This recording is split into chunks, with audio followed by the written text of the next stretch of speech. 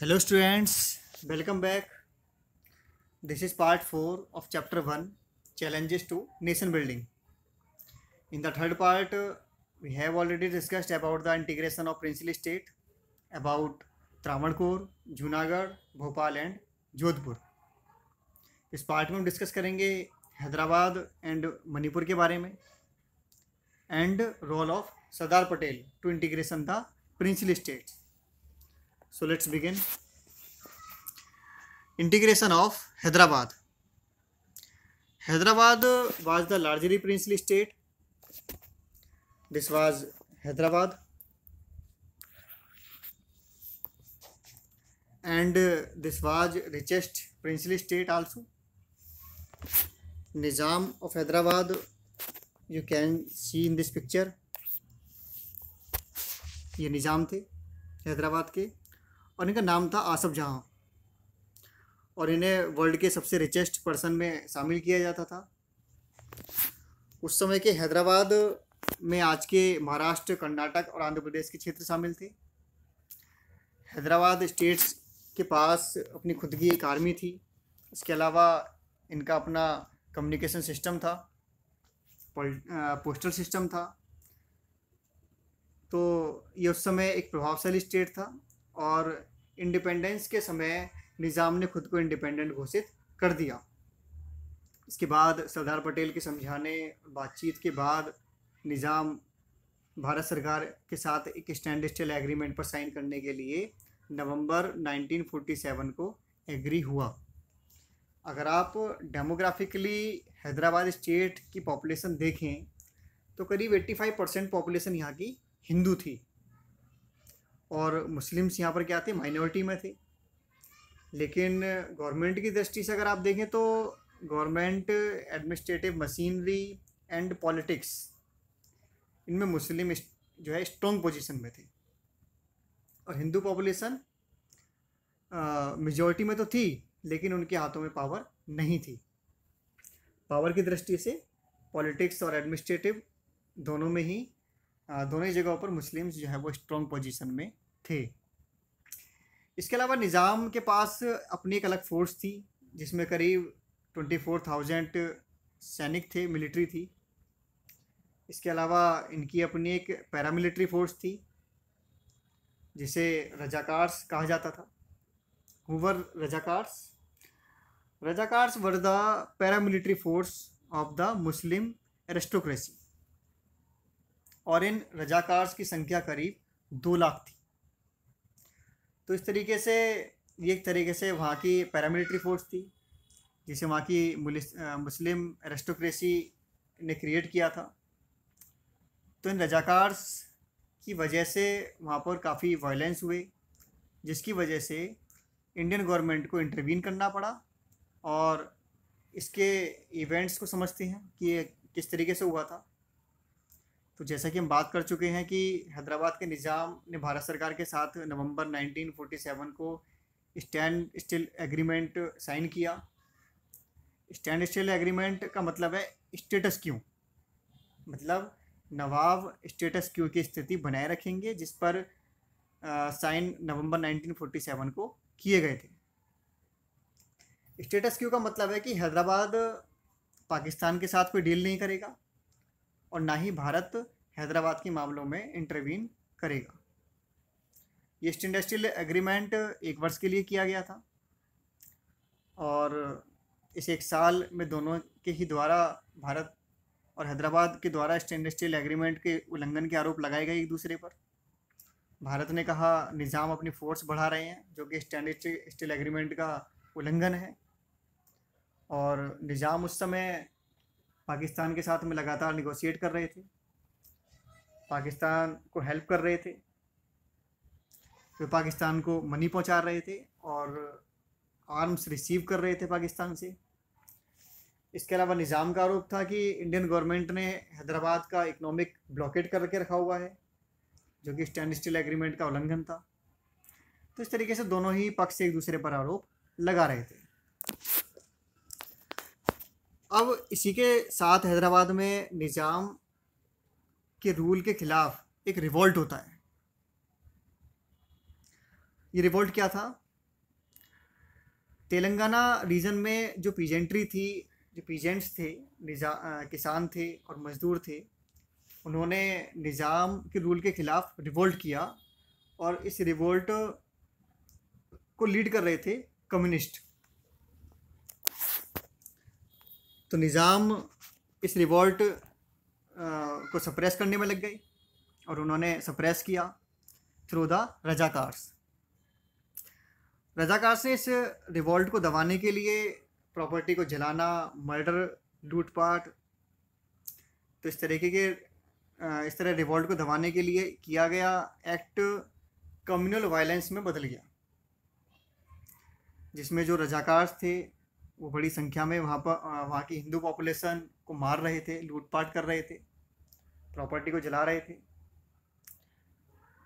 तो जब government of India को इसकी जानकारी हुई तो सरदार पटेल ने मिलिट्री एक्शन का डिसीजन लिया और इस तरीके से 13 सितंबर 1948 को इंडियन मिलिट्री वहाँ पर भेजी गई और इस ऑपरेशन का नाम था ऑपरेशन पोलो। तो ऑपरेशन पोलो के तहत इंडियन फोर्स वहाँ पहुँची और 3-4 दिन में ही आर्मी एक्शन के बाद निज़ाम ने सरेंडर कर दिया, हैदराबाद ने सरेंडर कर दिया। तो इस तरीके से हैदराबाद भारत का हिस्सा बना। इसके अलावा नेक्स्ट इज़ मणिपुर। मणिपुर को अगर हम मैप में देखें तो दिस इज मणिपुर।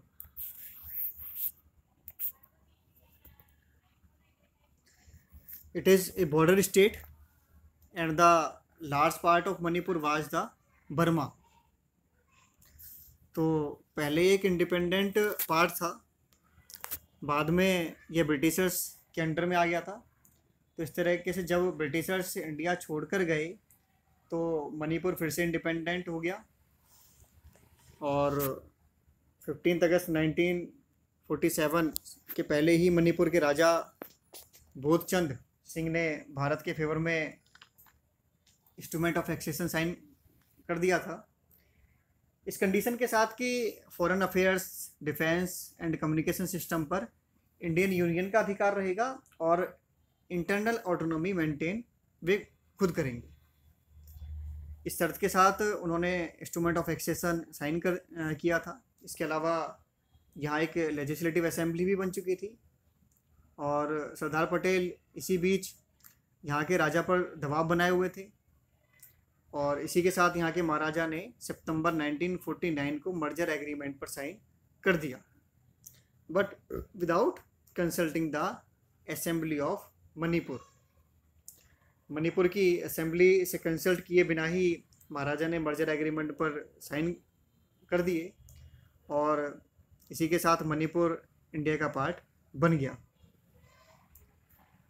मणिपुर के संदर्भ में एक बात और ध्यान रखने की है कि मणिपुर पहला स्टेट था जहां पर यूनिवर्सल एडल्ट फ्रेंचाइज के आधार पर इलेक्शन हुए थे। तो इस तरीके से मणिपुर में वहाँ की पॉपुलर लेजिस्लेटिव असेंबली को कंसल्ट किए बिना ही वहाँ के जो महाराजा थे उन्होंने साइन कर दिए थे और मणिपुर भारत का हिस्सा बन गया, जिससे बाद में मणिपुर के लोग कहते रहे कि गवर्नमेंट ऑफ इंडिया ने हमारे साथ चीटिंग की है, क्योंकि मर्जर एग्रीमेंट पर साइन कराने में वहाँ की जो असेंबली थी उसको कंसल्ट नहीं किया गया। लेकिन आज की डेट में मणिपुर के लोग खुश हैं और ये प्रॉब्लम सॉल्व हो चुकी है।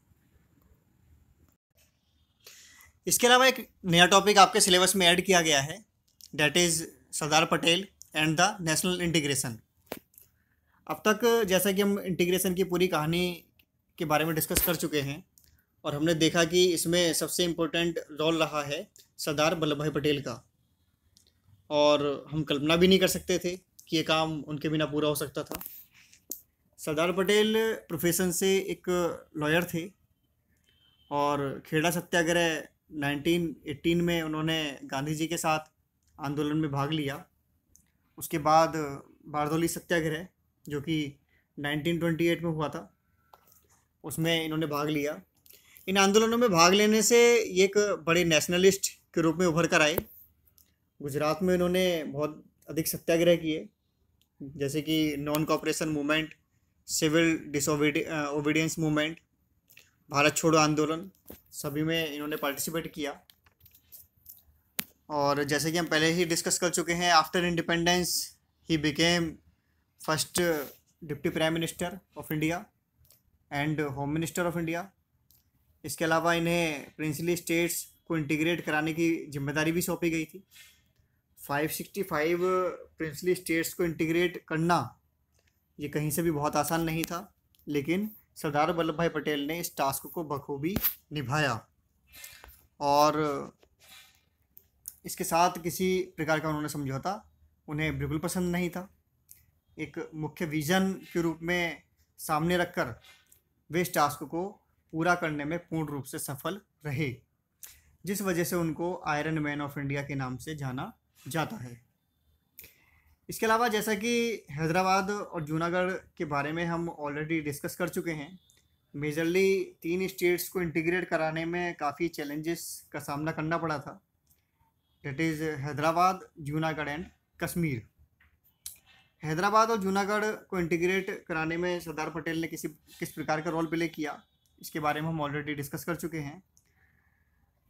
कश्मीर के बारे में ये कहा जाता है कि कश्मीर के इश्यू पर सरदार पटेल के अदर लीडर्स के साथ डिस्प्यूट थे। जब पाकिस्तान के कबायलियों ने कश्मीर पर अटैक किया और कश्मीर के महाराजा हरी सिंह के निवेदन पर जब भारत के द्वारा फोर्स भेजी गई, तो सरदार पटेल का कहना था कि इन कबायलियों को पूरी तरीके से खदेड़कर पूरा का पूरा कश्मीर अपने कब्जे में लिया जाए। तो भारत की फोर्स कश्मीर में लगातार आगे बढ़ रही थी, लेकिन इसी बीच पंडित जवाहरलाल नेहरू इस मुद्दे को लेकर यूनाइटेड नेशन चले जाते हैं। पटेल बिल्कुल नहीं चाहते थे कि इस मुद्दे को यूनाइटेड नेशन में ले जाया जाए, तो इस तरीके से कश्मीर का मुद्दा यूनाइटेड नेशन में जाने से पूरी तरीके से उलझ जाता है, जो कि आज तक उलझा हुआ है। तो ये एक ऐतिहासिक भूल थी पंडित नेहरू का यूनाइटेड नेशन जाना, जिसके फेवर में सरदार पटेल कभी नहीं थे। ये कहा जाता है कि अगर कश्मीर का मुद्दा पूरी तरीके से सरदार पटेल के हाथों में होता और उनकी बात मानी गई होती, तो कश्मीर, जिसे हम POK पाक ऑक्यूपाइड कश्मीर कहते हैं, वो आज भारत के पास ही होता, भारत के कंट्रोल में ही होता। इसके अलावा आज जो भारत की बाउंड्री हम देख रहे हैं, उसके लिए पूरा का पूरा क्रेडिट सरदार वल्लभ भाई पटेल को जाता है। सरदार पटेल पूर्ण रूप से एक ट्रू नेशनलिस्ट, सच्चे राष्ट्रवादी थे, जिन्होंने एक अखंड भारत का सपना देखा और उस सपने को पूरा करने में अपना पूरा जीवन समर्पित कर दिया। इसके अलावा उनकी पहचान एक कैटलिस्ट की मानी जाती है। कैटलिस्ट का मतलब है कि जहाँ पर आकर सभी डिस्प्यूट सॉल्व हो जाएं। तो वो एक ऐसी पर्सनैलिटी थे जहाँ पर आकर सभी डिस्प्यूट उसका समाधान हो जाता था। इसके अलावा एक पहचान उनकी रियलिस्ट की मानी जाती है। एक यथार्थवादी सोच या विचार थे उनके। रियलिस्ट आइडियोलॉजी के बेस पर ही हम उन्हें कह सकते हैं कि वे स्टेट्स को इंटीग्रेट कराने में सफल रहे। नेशनल इंटरेस्ट को हम तभी साध सकते हैं जब हमारी आइडियोलॉजी रियलिस्ट होगी। अगर हम आइडियोलॉजी आदर्शवादी विचारधारा रखते हैं, तो उससे राष्ट्र को नुकसान उठाना पड़ सकता है। एग्जाम्पल के लिए देखिए, कश्मीर वाला जो इशू था, इसको नेहरू जो है यूनाइटेड नेशन ले गए कि हमारी तो यूनाइटेड नेशन में आस्था है। एक आइडियलिस्ट अप्रोच थी ये, लेकिन हुआ क्या, कश्मीर का मामला उलझ गया और देश को उसका खामियाजा आज तक भुगतना पड़ रहा है।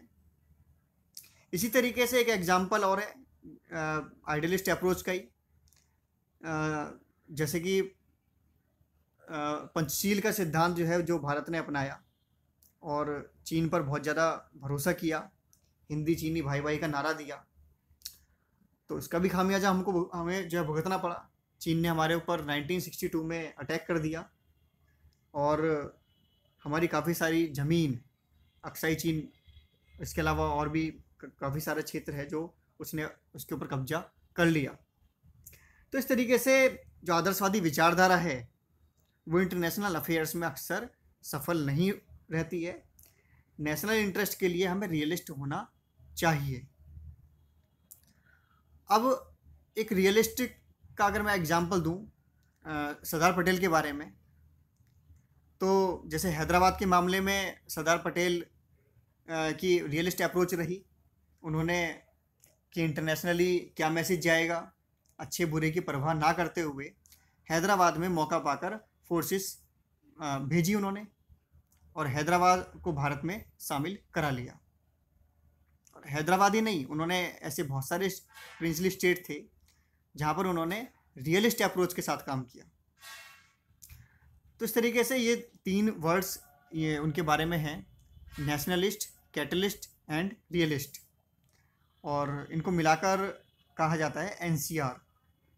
तो इस तरीके से सरदार पटेल के बारे में ये एक जो न्यू कंटेंट है जो सीबीएसई के द्वारा जोड़ा गया है आपके सिलेबस में, तो मोस्ट चांस है कि सरदार पटेल के रोल के बारे में क्वेश्चन बने आपके एग्ज़ाम में। तो इस नेक्स्ट पार्ट में हम डिस्कस करेंगे कश्मीर इशू के बारे में। तो इस पार्ट में इतना ही। Thanks for watching, keep study, be healthy, have a nice day, good bye.